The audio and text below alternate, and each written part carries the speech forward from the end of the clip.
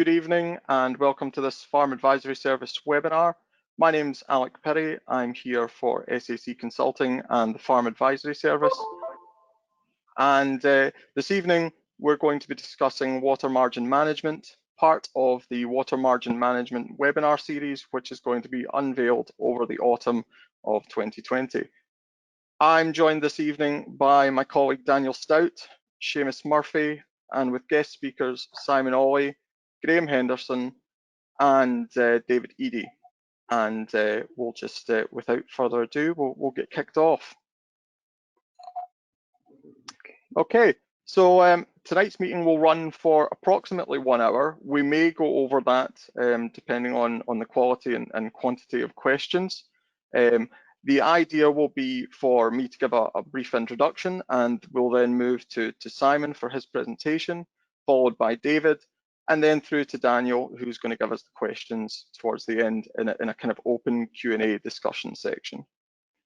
Obviously, I don't need to tell the attendees here, but water margin management is a really crucial part of the farm environment. Bank erosion and water loss are a real issue for a lot of farms. And tonight we're just going to discuss sustainable riverbank management, restoration, and look at some riparian planting options for the farmed water environment. Right, without any ado, I'll put you through to Simon Olley, who is from the Scottish Environmental Protection Agency, and we'll get kicked off. Thanks for that, Alex.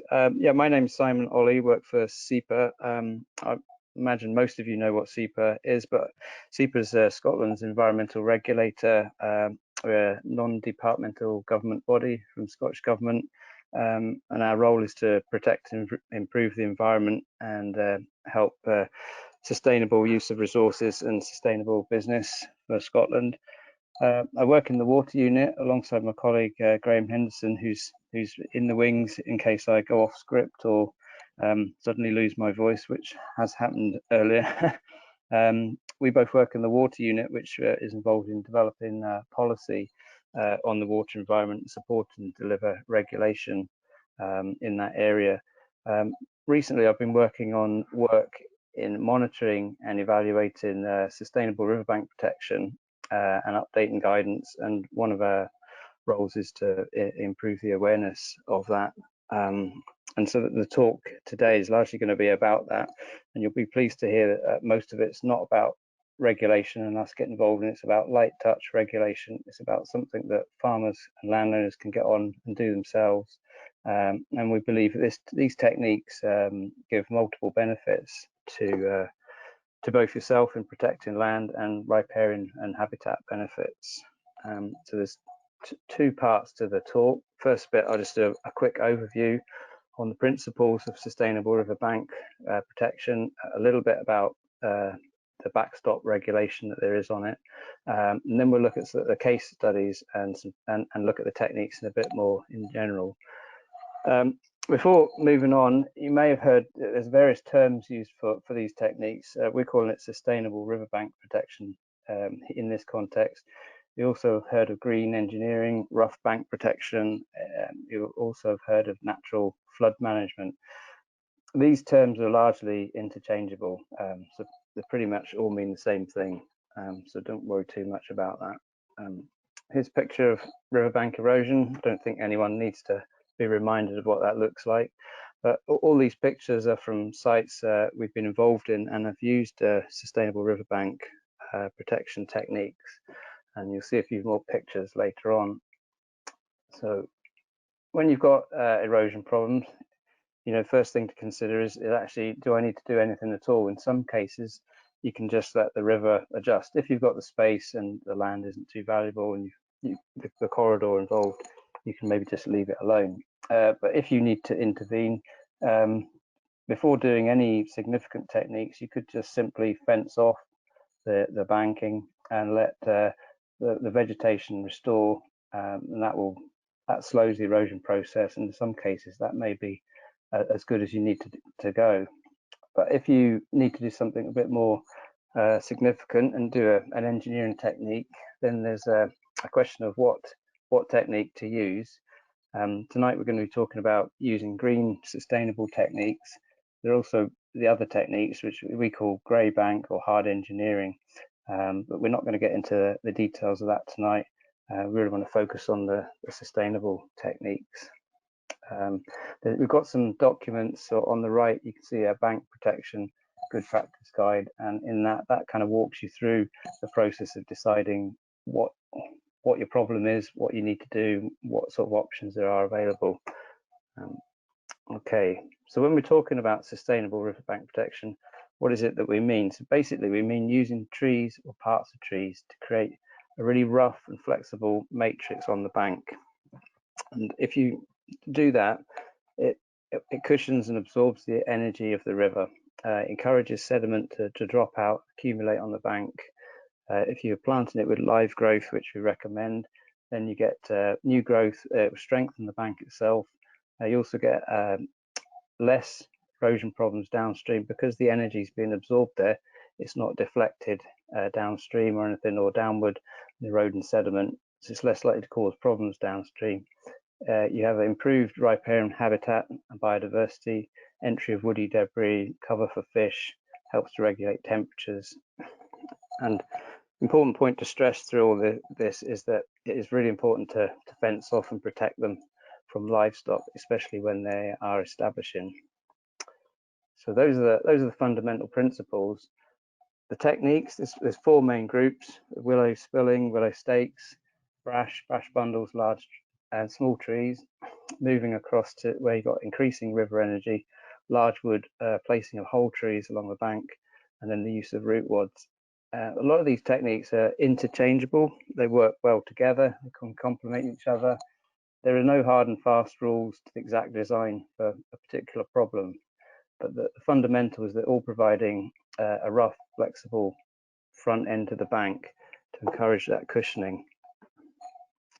So, brief mention about regulation. So we've got a best practice guide. Much of the talk tonight is coming from that, the guide on the left, the guide for farmers and land managers. We've recently updated it with some sort of case studies and lessons learned.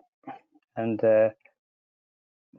using the techniques themselves, we're talking about regulation. Well, I don't know if you're familiar with SEPA's regulatory hierarchy. At the top, the most complex, highest risk things, you have to be licensed, you have to pay fees, you have to wait several months to get your permit. But these techniques all involve right down at the bottom end of regulation. They're just covered by General Binding Rule 25. It's very simple rules. Basically, it says to use wood to encourage a cushioning effect on the bank. There's no length limit on it. There's no prior authorization required from SEPA or no fees involved. And the reason we've set it up that way is because we believe it's low risk to damaging the environment. In fact, we think it's a positive effect. Therefore, we don't see any reason why we need to get into detail of assessing these sort of types of works. It's worth bearing in mind there is a GBR covering machines in or near water as well, and that's to protect fish spawning times and freshwater pearl mussels, and also to prevent oil pollution. So there are some basic rules that you've got to consider, but it's nothing too intense. And that's all laid out in our guidance document, the practical guide to regulation, which is on the right hand side there. So in 2016-17, we had a one-off grant scheme where we got money from the Scottish Government to dish out, which is very rare for SEPA. And it was following damage caused by Storm Frank. There's a lot of erosion, and of that, the idea was to use that to promote and demonstrate these techniques. So 10 sites were chosen across Scotland. And you can see what the location of these and the different techniques that have been used. And a lot of the pictures from the talk are based on these.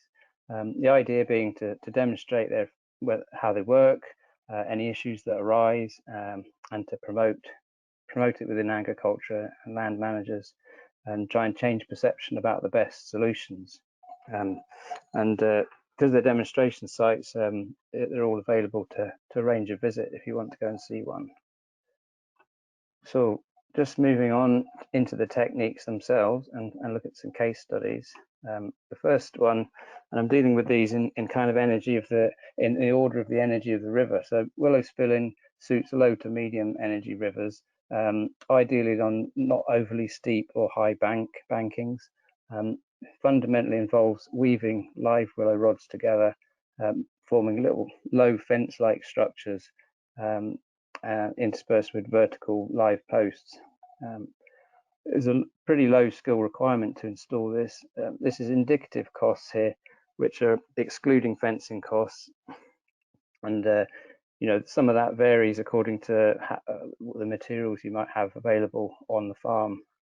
So these are some examples of sites. So as I said, there's live willow posts. The rods, the posts are driven in. Ideally, they're about 2 meters long, if possible, driven in 2/3 of the length and placed every ½ meter. You can form low terraces up the bank. You want your final low, no steeper than 1 in 2, because when they're put in to start with, you know, there's not much growth on them. There's just rods. It can be vulnerable to a bit of erosion, so sometimes you may need to protect the toe that's at the water level, and the GBR allows you to place small rocks at the bottom of that. You could also use large wood to do that, or bundles of brash. So species that are suitable include white crack willow and osier. Goat willow is also suitable, but it does grow a bit slower. But it does ultimately result in bushier, lower growth. So if you're considering long-term maintenance, then goat willow might be the one to go for. A lot of the growth will come from the vertical post because there's more of that in contact with the soil. The structure becomes rougher and flexible as it grows. So the key points throughout all the techniques are to fence and protect from livestock. Because you're installing live trees, it's best recommended to install that in the winter time when they're dormant, and then to give the longest time for growth to appear in the spring. We recommend the latter part because experience shows if you do these sites in early winter, you obviously got higher peak flows in winter, more chance of your newly disturbed works being damaged. So I think the latter part of the winter is probably better to do. It's key to inspect them regularly once you've installed them, because they're relying on growth and they're new and you've disturbed the ground. If you get high flows, you need to just make sure no weak spots have developed following your work, and make sure they get repaired quickly. And that's key. Brash and willow stakes can be used to repair and patch up any areas that might be weak spots. With willow spill-in, coppicing's recommended after 2 years to encourage bushy growth. If you leave them too long, you'll end up with a line of mature trees, which may or may not be desirable. Here's one of the case studies of the demonstration sites. This was in Aberdeenshire. You can see the pictures before, during, just after construction, and 1 year later. This is on the inside of a large bend. On the picture on the left, basically there's a large back eddy has come in here. You've also got trampling cattle on the bank, which has softened the bank and caused it there. So that the farmer wanted to address that loss of land there. And this has been very successful. Site was installed by the Dee Fishery Board on the Don. The second technique is brash and small trees. You can see from the picture here how it enables the sediment to be accumulated on the bank and the growth that you can get. The principle of brash is just bundles of brash wood tied together, placed between a matrix of posts, secured with wooden battens. You can see that in the second picture where wooden battens are just holding it down. High flows are dropping the sediment out in and amongst the brash. It's a very low skill technique. It's very flexible, and there's many ways you can do this depending on the situation.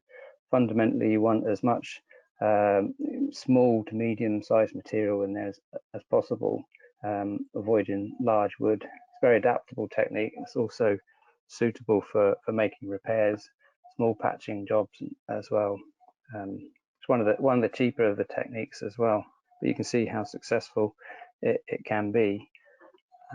So it creates a rough flexible matrix. You can fix it along the bank toe or up the bank face or both. It's ideal if you use live willow stakes. If you do that, you're going to get growth up through it, which helps to stabilize it all as well. And it's been pointed out that, you know, sometimes access is required for bank for angling.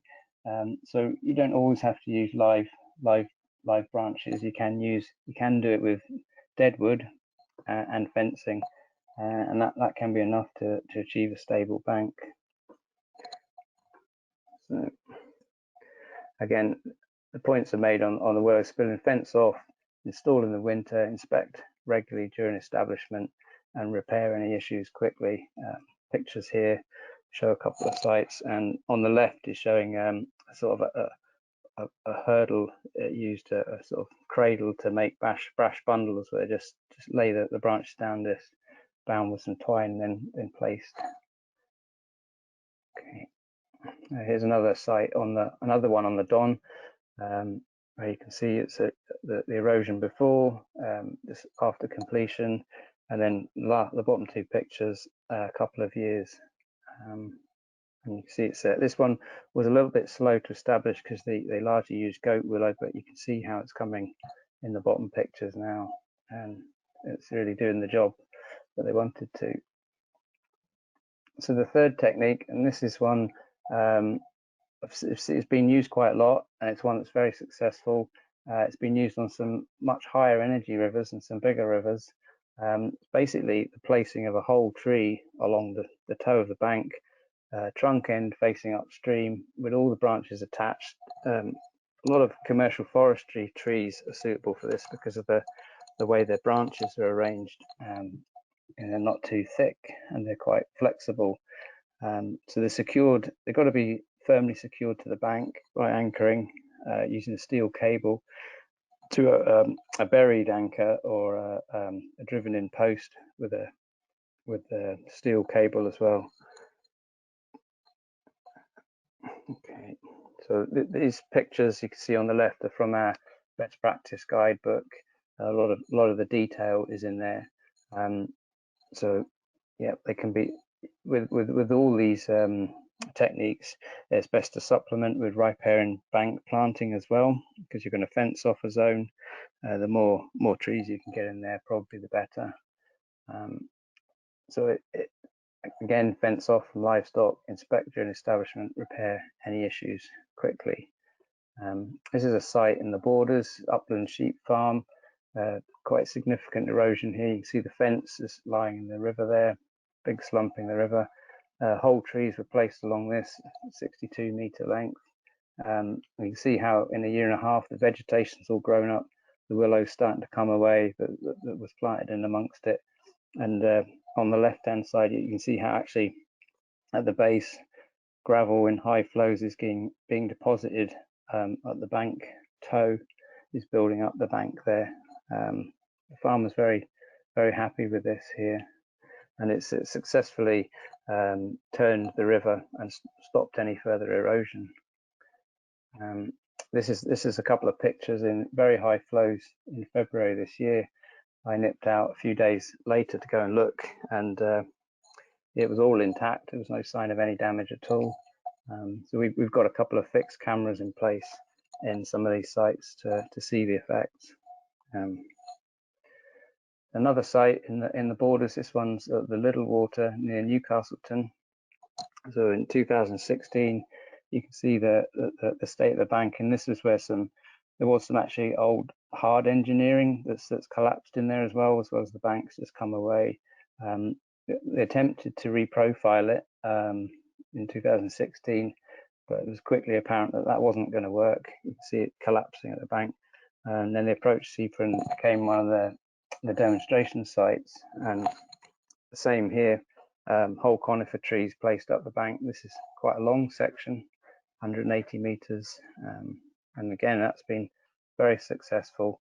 And again, February this year, we had the highest ever flows recorded on the Little Water. In this picture here, the flow would have been right across all the green that you can see there. It's right across all the bankings. And this is a picture a few days after that, where it's all intact. There's very little signs of any significant damage at all. Further downstream, the farmer lost several feet of land, lost some of the fences. He was actually amazed that it was all still there. That was a bit of a quote from on the right. So he was very pleased that it was all intact. So the last technique to look at, and this is one that requires a little bit more skill and it's a bit more hard engineering in the sense that there's significant lumps of wood. You're talking whole tree trunks with the root plate still attached. The more roots that you get, the better. But it can be used very successfully to turn rivers on sharp bends and high impact areas. So it needs to be installed quite carefully. You have to set the root plates in. You have to install them so that they're parallel to the flow or slightly facing upstream. It's important to dig the base into the riverbed to avoid scouring underneath. They've got to be well anchored with reinforced steel bar or rocks maybe on top of the trunk, and then the bank all compacted back in place. Often they're supplemented with brash in between them, and then live planting. Here's some pictures of some installed, and the picture at the bottom there showing how you can get this erosion at the base of the scour, which is important. Why they have to be set well down and dug into the riverbed partly. Sometimes there might be a need to protect the toe of that with large wood or something, but they have been used successfully. But again, it does require a bit more skill to use. So they need to be fenced off, inspect during establishment, repair any issues.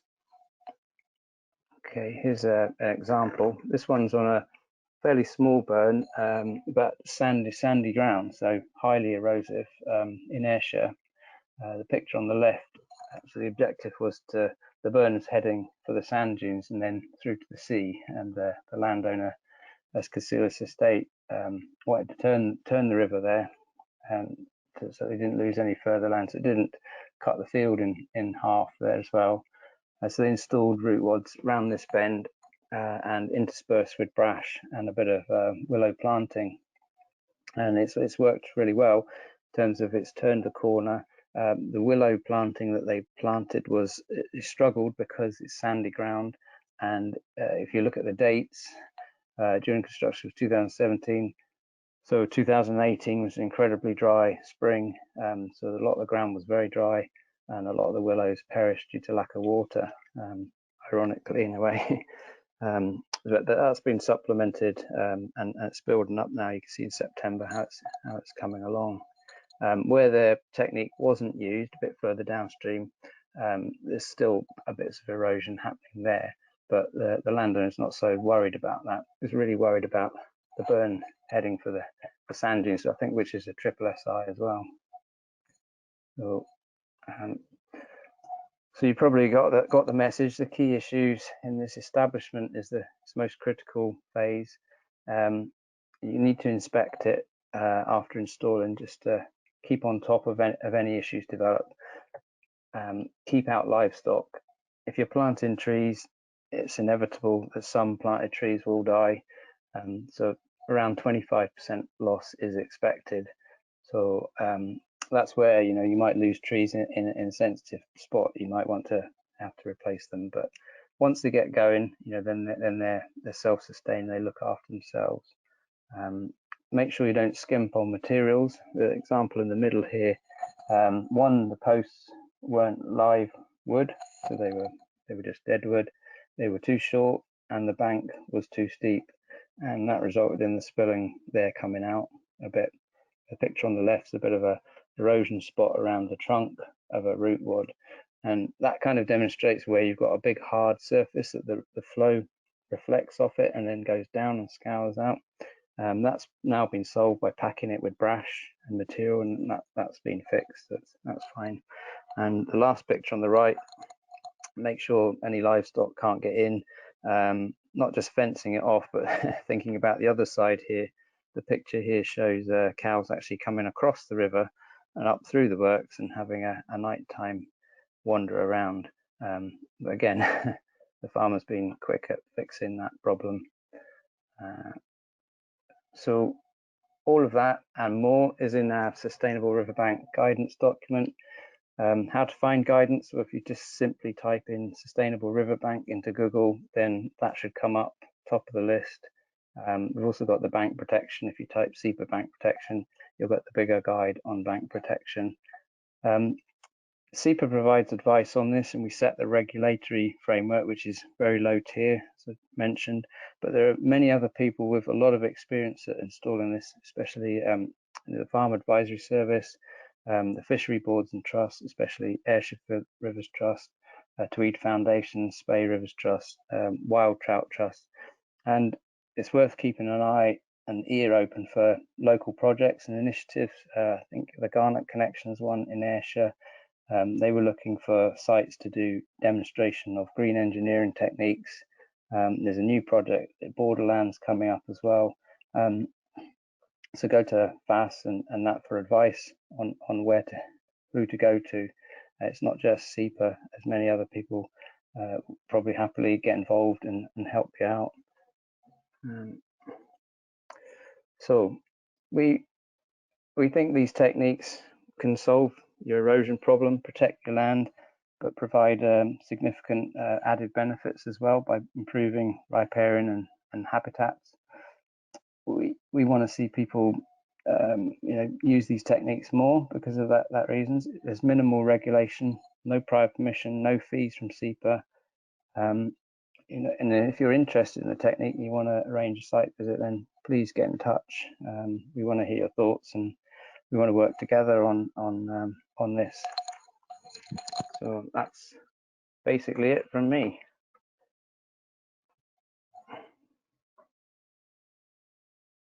Fantastic. Thanks very much, Simon.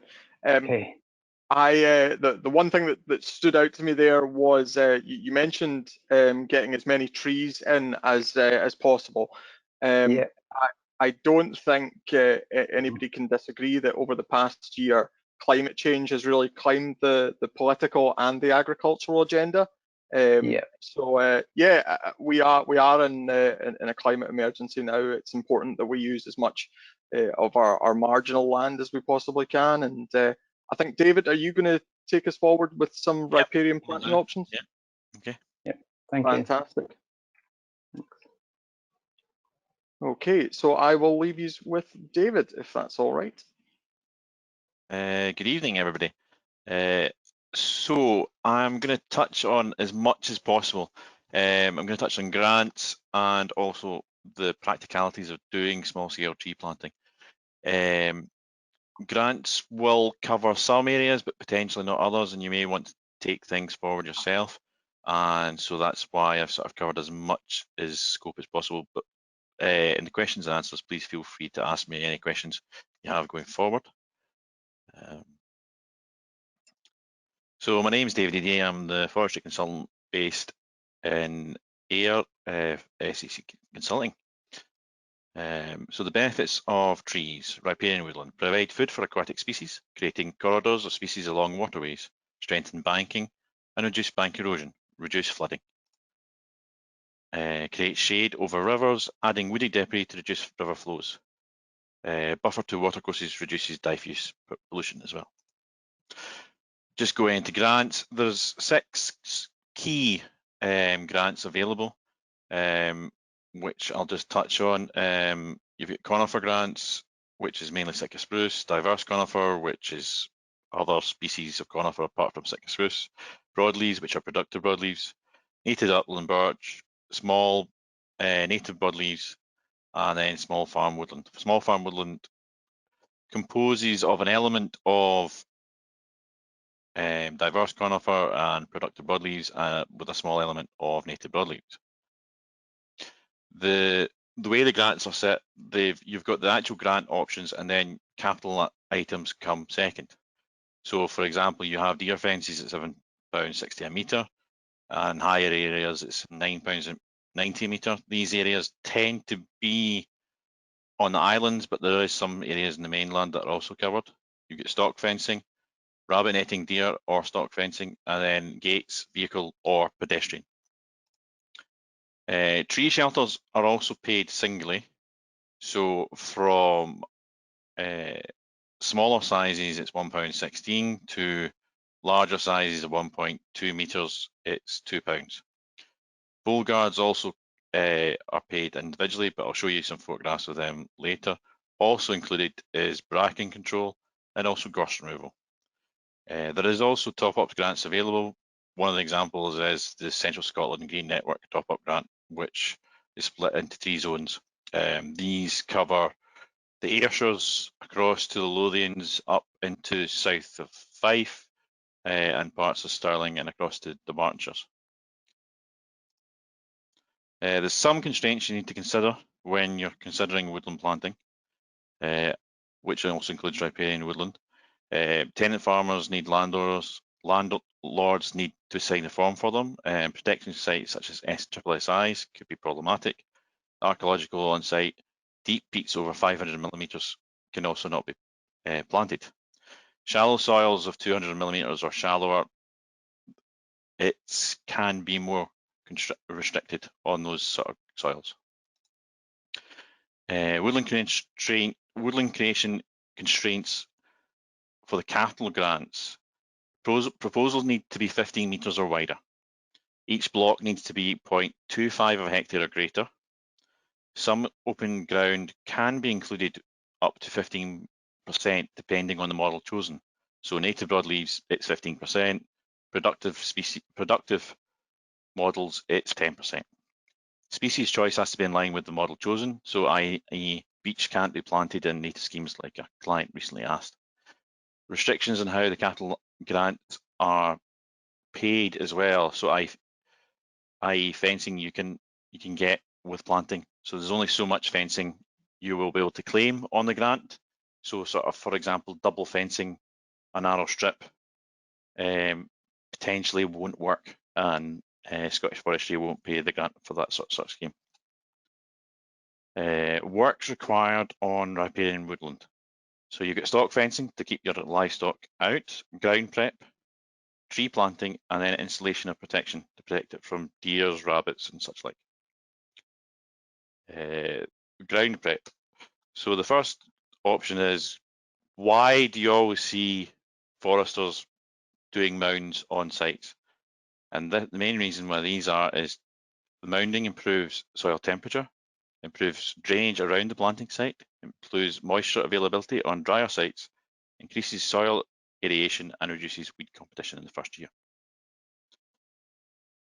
Your next choice is whether or not you plant bare root or cell-grown trees. Bare root tend to be cheaper, particularly when it's broadleaves. There is sort of a general comparison between broadleaf cell-grown and conifer cell-grown and bare root conifer trees. They're quite similar in price generally. Cell-grown tend to have a larger window to plant them, so you're talking potentially September into June, where conifers, they're looking at lifting them in November and then potentially into June. Also, cell-grown can be left out for longer periods as long as they're maintained moist. Bare roots, if you're doing steep ground, bare root tend to be better as they're lighter to carry and easier to plant, so you can carry more. Typical tree species, I've sort of broken it down into wet areas and dry areas. The atypical wet area species are common alder and one of the willows, which is goat willow, which Simon touched on, downy birch, and then another willow, osier willow, that Simon also touched on. These tend to be associated with the wetter areas of bankings and other woodlands as well. Drier species, you've got your silver birch and then your sessile oak, and then going on to rowan or potentially aspen. Tree planting, it's relatively straightforward. It's still very much manually orientated. There is some examples of machine working plantings, but they tend to be more limited than just normal men or women planting trees.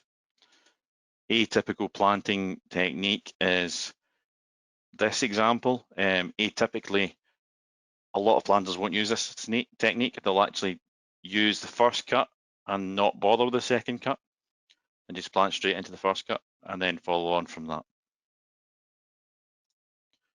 Protection. There's various forms of protection. You've got tree tubes, spirals, and vole guards. These are three examples of tree tubes that are available currently.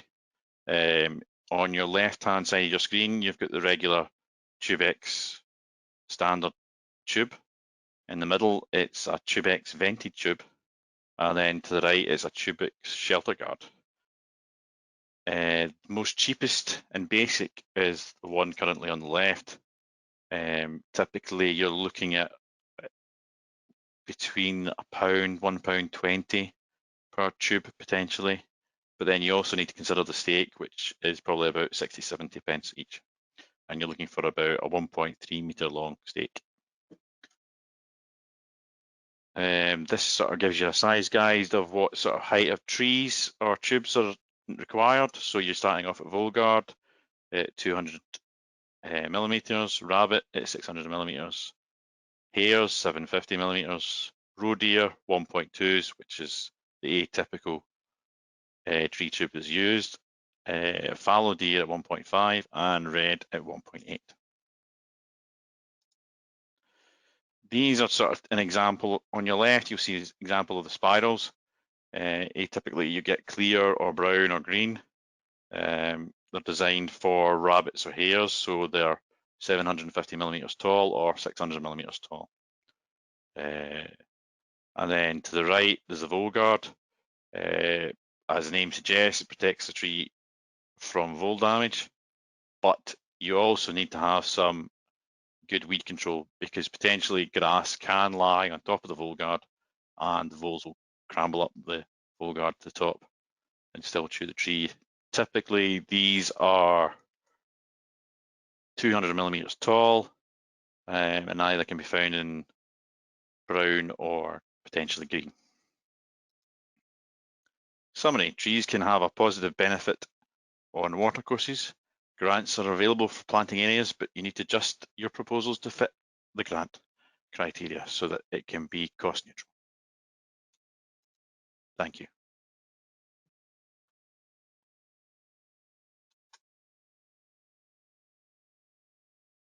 Okay, thanks very much, David. That was really good stuff. We're just going to go and go straight into the question and answer section. I will transition back to my presentation. Daniel, are you there? Hi there. Yep. So can we open up Daniel with a couple of questions from the group? And can I just reiterate? You know, obviously we've heard from Simon and David now. If there are any burning questions, you know, don't be afraid to come back to us. Okay, thank you, Alec. Two very interesting presentations there. I've got a question here for Simon, but I think he's on mute. Hi, Simon. We've got a question here. SEPA can give advice, and we know other organisations can give advice on water management. But who can we or who should carry out work to do the repairs? Is this something that, say, a farmer should seek to do himself, or?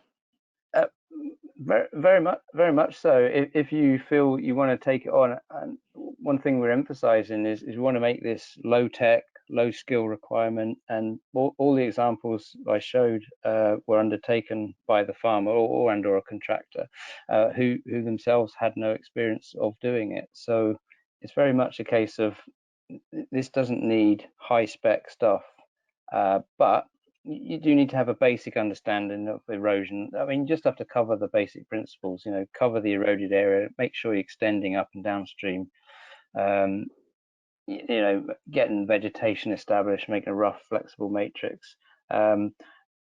I wish it was something we could help out more with, but we have our hands slightly tied as SEPA. We can't really recommend people. But I did drop in that, you know, a lot of fishery trusts and charities have been doing a lot of this work. So, you know, they may be people you can turn to ask. You know, and they might be able to tell you that. I think they're more willing to say who's best in the area. That's right, they're more localized. Yeah.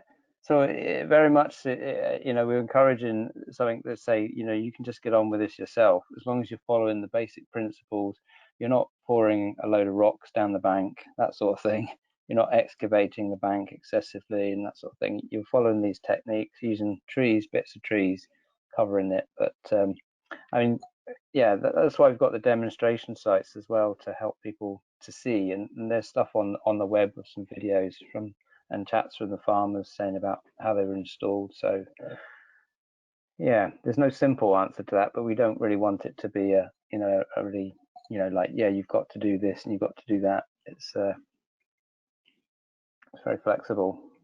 No, that's a great answer. I think it shows that how accessible it is to most farmers to try and do a bit of work to improve the rivers.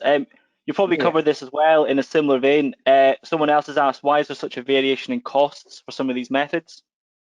Yeah, I thought somebody would pick up on that. Basically, I mean, it varies a lot because of the materials that you may have available on the farm. So some of the trees were available on farm from shelter belts or whatever they were about to fell. Sometimes they had to transport, especially root wads can be expensive to transport, difficult. So, you know, encouraging you to use materials that you've got on farm. Sometimes in this case, you might not have any. So in the first case, you might have to spend a bit more. But if you think of it like this, plenty of the sites have grown and now they've got willow that they can chop, and then they can use that willow to do other sites.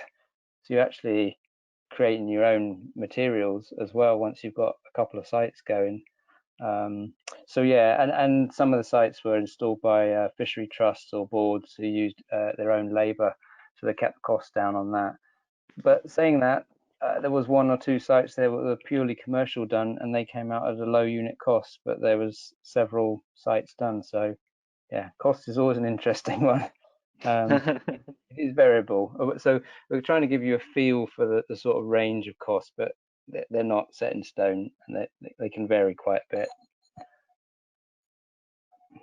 No, that's excellent. Over to you, David. We've got a question here that says, we know that a lot of more commercial planting has deer fencing. If we're looking at just doing a small area of trees as part of a river restoration, what sort of survival we'd be looking at, or loss of plants, trees we'd be looking at? It's a tricky one to know. Generally, I would always say less than 10% loss. If you're using tree tubes, you've probably got a less likelihood to lose more. But you're looking for quite a small amount. If it's would you say that tree tubes are essential? It depends on your circumstance. It depends on what way you want to go. It depends what you think is going to potentially eat them when they're on site. I've had clients that have said, oh, there's no problem with deer. We'll just put tree tubes on for rabbits and put tree tubes on for rabbits, and the deer have munched everything.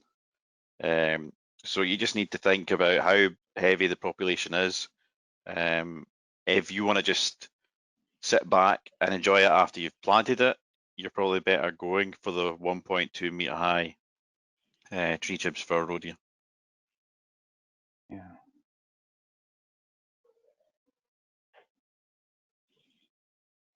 That's excellent. We've got a question here. Are there particular riverside flowers or plants that prefer to thrive with one of the willow family? So is there a complementary selection of flowers or plants that are good to grow along with the willows as part of a bank restoration? I'll give you my simple answer, and I don't know the answer to that. But from a site that I've seen, it's surprising what actually pops up once it's fenced off. Quite a lot of flowers pop up. They're just there already because of the lack of grazing and that. So I think that would be the first recommendation, is just see what happens naturally, because the seed is probably already around and it's coming down the river. As long as it's not an invasive, of course, then that's a different matter. But I mean, Scottish Natural Heritage and Nature Scotland would give you more specific advice on that, and maybe Farm Advisory Service knows something more about specific plants. But generally, we're wanting to encourage just a natural corridor. So what's there, it generally comes. I suppose it would depend on the type of soil that is along the riverbank. I mean, we could talk about the different soil types across Scotland, but I think we'll maybe see about getting back to you on that. Yeah. That's excellent. We've got another question for either of yourselves. Do any of these techniques potentially displace water downstream, flood water downstream?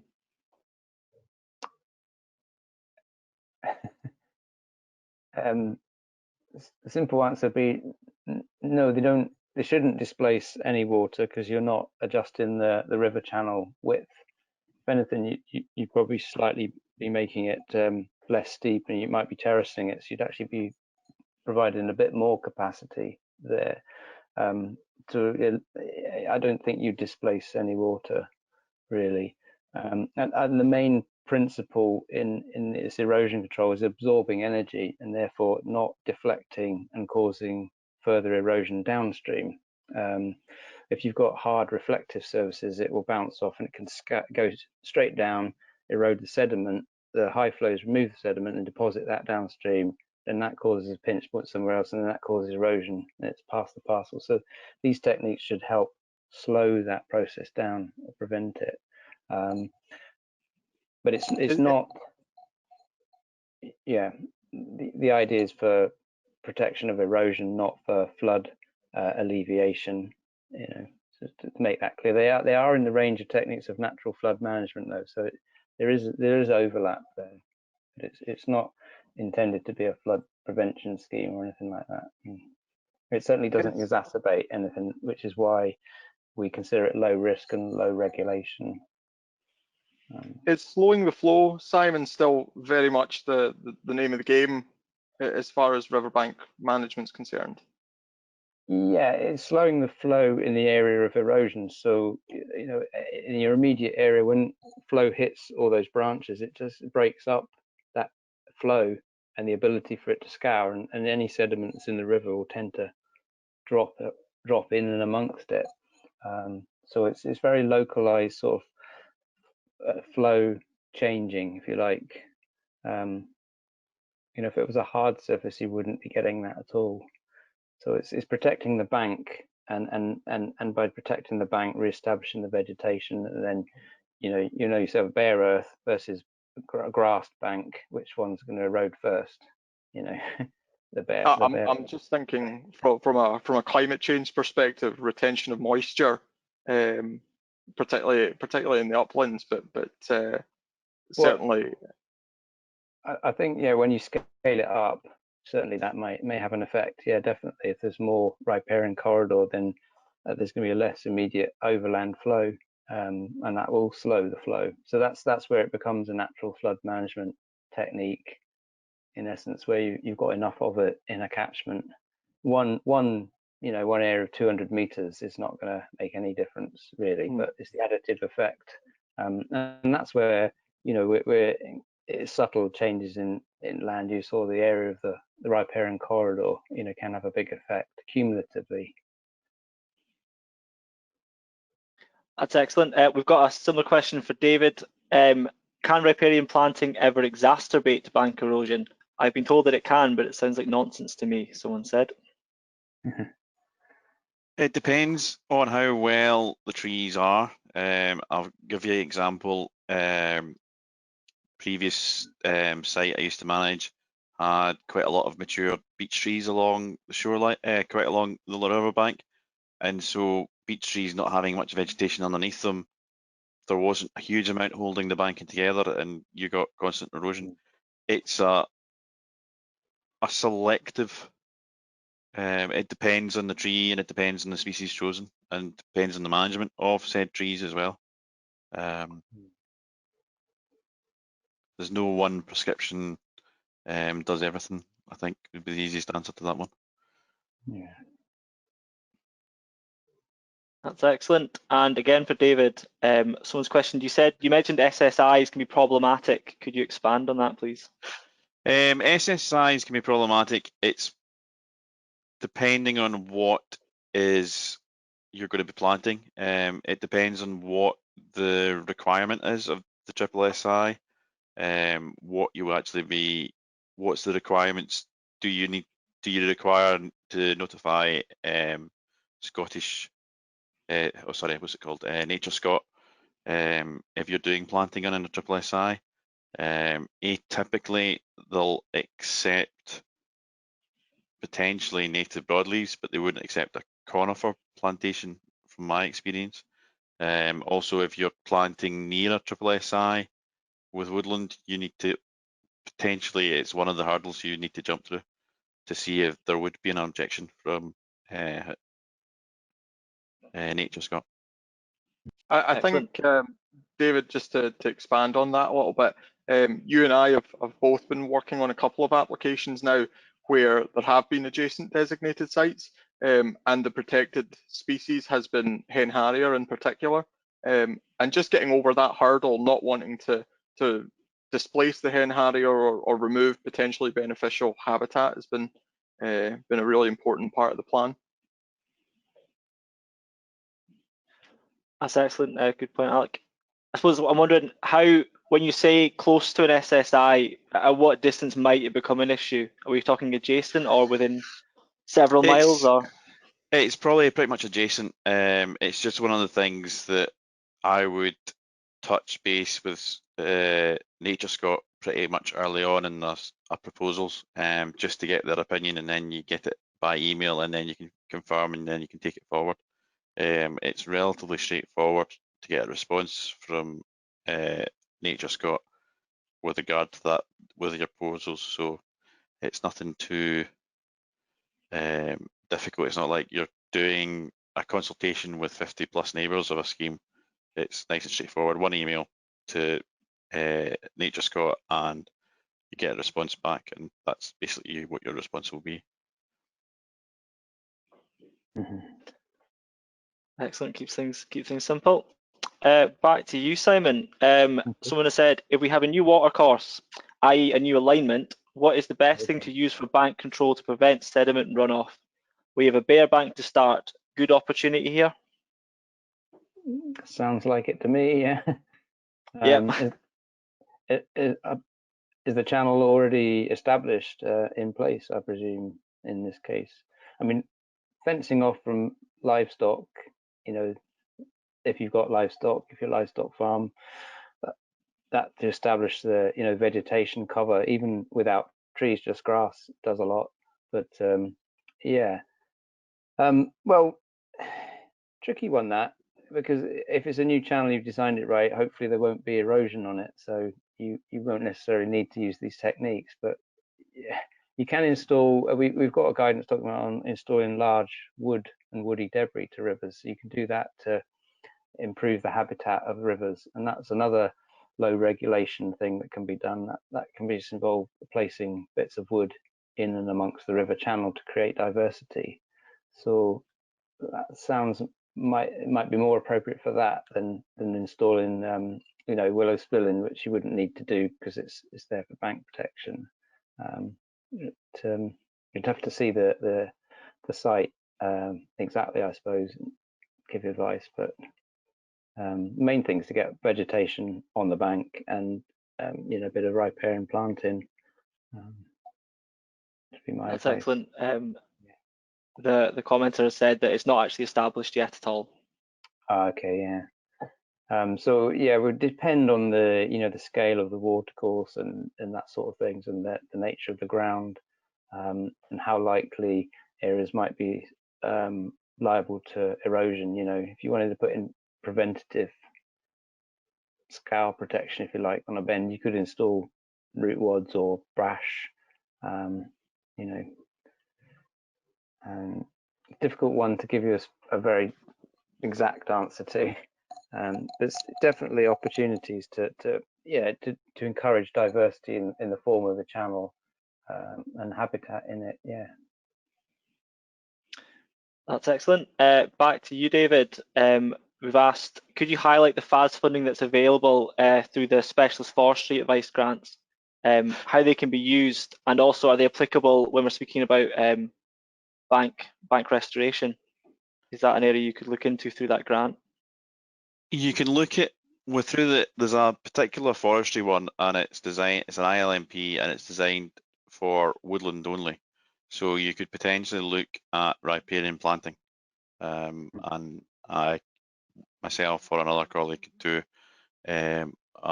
indicative cash flow showing grants potentially, or you might want to go down the route of potentially just details of what you'd require and a site visit, and then get a report from it. I would also say there, David, that there is also specialist funding available for biodiversity planning. So that there may very well be scope to incorporate some riverbank restoration stuff within the biodiversity planning specialist advice. Absolutely. And these are both 100% funded to £1,000? Is that correct, or are they the 80%? Yeah, they're the 100% grant. The woodland, yeah, so it's 100%. Great opportunity to have a look at your farm as well as the environment or the woodland on your farm.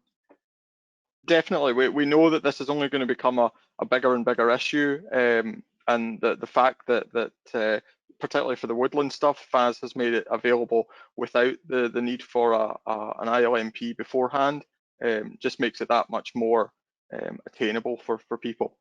Certainly for those considering something like the biodiversity advice, an ILMP does have to be completed beforehand, though that may change going forward. We'll keep you in touch. That's excellent. We've still got a few questions coming in, which is great. We've got one question here. I can imagine the presence of beavers can have a strong influence on the effectiveness of these techniques. Were any of the demonstrations or trial projects impacted by beavers? Yes. Well, not there are beavers on one of the sites, maybe two, and yes, they felled lots of trees that were there already, but they haven't done any significant damage to the works themselves. And when you look at what beavers do, although it looks quite scary, they actually coppice trees. So you actually get loads of growth from the bottom. You get lots of bushy growth. So actually, if you've got a line of willow spilling, as long as it's got a chance to get established, the beavers might do all the coppicing for you.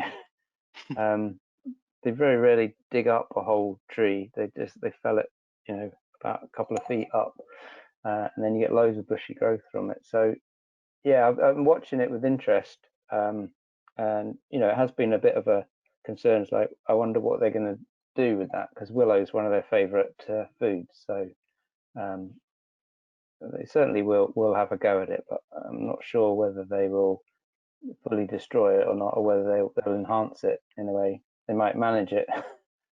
So we're watching that with interest, but to date, no, it looks like they're going to help create it more bushy.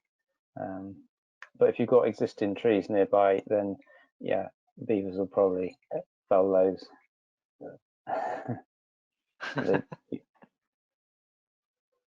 This is where a little bit of a space is required, in riparian corridor and that, because that's what beavers want, a bit more space around water courses. So obviously there's potential for conflict, and there are measures in place, where controls can be taken. But in this case, the farmer's he's quite happy with them. There's not a problem to him at the moment. In the area, the channel sort of may move around a bit, and the beavers may facilitate that. Actually, they may actually make it a slightly wetter, more braided channel, which might be better all round. Obviously, it's very site specific, that. Well, that's interesting. We've got maybe one final question, and it's to Simon again. how can we alleviate regular flooding downstream where silt, etc., has gathered? Not really a topic I can get stuck into. You know, for flood prevention, we have other people in SEPA that provide specific flood advice, flood risk advice. You know, some of our officers can provide some practical advice, but you know, the issue of flood risk is a more complicated one, shall we say. So we're not professing for any of these to, you know, this is a solution to your flooding problems. This is fundamentally a solution to riverbank erosion and riparian corridor, which doesn't harm flooding, won't exacerbate, and may actually help a little bit. But yeah, you need to look at all sorts of factors there, and you know, you have to bring in. I'm afraid I'm not in the area of providing flood risk, so I wouldn't want to go there out here and do that just right now. But I might just plug the next 2 webinars in the series. We may very well have a discussion more generally about that, particularly in episode 3. So stay tuned for more of that. yeah, good. Okay, is that us, Daniel? Yeah, we've actually got one last question if we want to do it. Yep, do you get problems with invasive plants, e.g. giant hogweed colonising the fenced off areas? If so, how best to avoid that? Or how common is that as well? We haven't seen that yet on any of our sites, but it's totally possible because they're coming downstream with floods, the seeds. So if there's upstream sites, then they could well colonize there at some point. It's just something you have to keep an eye on, really. And you know, if you see one, make sure you get the one out before there's 2, 10, 20. I think Himalayan balsam is an annual, if I'm rightly, so that it can reproduce quite quickly and colonize. So again, you know, a little bit of oversight, observation is the best on this, and just get in there before it becomes a big problem. But, you know, there's been a lot. Will mechanically pooling kind of solve the problem if it's at a low level? Or we find the root mass underground? Depends on the plant. I think Himalayan balsam you can pull up quite easily. I'm not so sure about giant hogweed. You might be able to do that. You wouldn't want to do that with giant hogweed because of the potential carcinogenic risk. Yeah, and the Japanese knotweed, well, no, you definitely can't pull that one up. That they usually require you know, chemical intervention. But if you and we have specific rules and permissions for use of herbicides on banks and that, but it's more permissive to control invasive species, if you like, because we acknowledge that has to be and is desirable to do. But you know, if you got a single plant, you can get down there and dig it up, and that's going to totally slow it down. But with Japanese knotweed, you've got to be extremely careful of fragments. So yeah, a lot of the fishery trusts have been doing a lot of surveys and work on that as well. So they may be keen to jump down there and pull it out for you. Superb. I think the key point here then is if you have an invasive species, it's important to get it ID'd and to seek advice on how best to control it. Definitely, and I think that'll be the end of the questions, Alec, if you want to pass back to yourself. And yeah, thanks to the speaker. Fantastic. Thank you very much, David and Simon. I will just do a little bit of tidying up here, and we'll draw this to a close. Thank you. Thank you very much. Thanks. Okay, so as I said at the beginning of the webinar, this is episode 1 in a 3-part series. So the next webinar will be Tuesday, the 6th of October. We have Robert Ramsey, SAC's beef and sheep specialist, who's going to be with us to discuss the implementation of his EEC scheme and just some of the takeaways from that and some of the practical steps that can be taken to improve water quality. And we've also got a representative from the Ayrshire Rivers Trust who will be joining us to give a different perspective on managing the farmland water environment. Ending off the series, we'll be covering draining and ditching, and that's with Peter Wright, also of SEPA, and Gavin Elric, one of our specialists in the north, and that will be on Tuesday the 24th of November.